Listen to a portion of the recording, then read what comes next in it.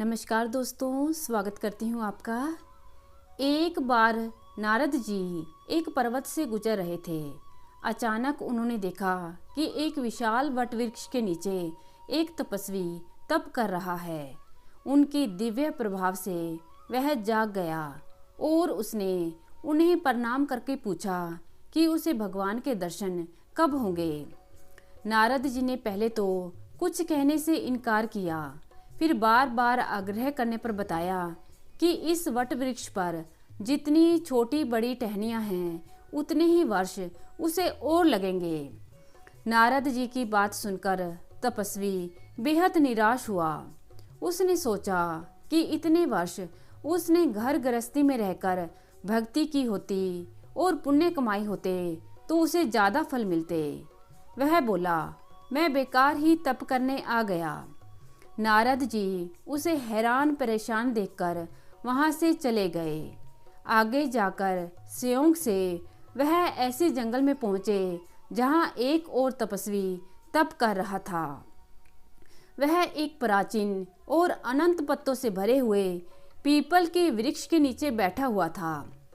नारद जी को देखते ही वह उठ खड़ा हुआ और उसने भगवान दर्शन में लगने वाले समय के बारे में पूछा।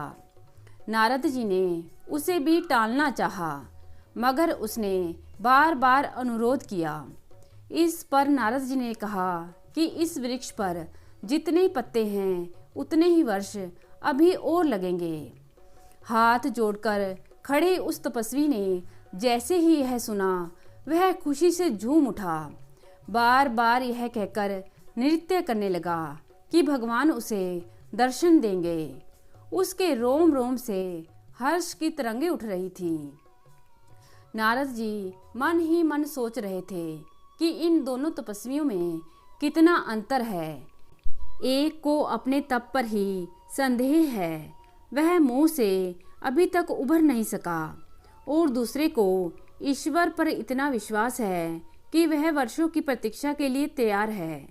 तभी वहां अचानक अलौकिक प्रकाश फैल गया और भगवान प्रकट होकर बोले, वत्स, नारद ने जो कुछ बताया है वह सही था, पर तुम्हारी श्रद्धा और विश्वास में इतनी गहराई है कि मुझे अभी और यहीं प्रकट होना पड़ा।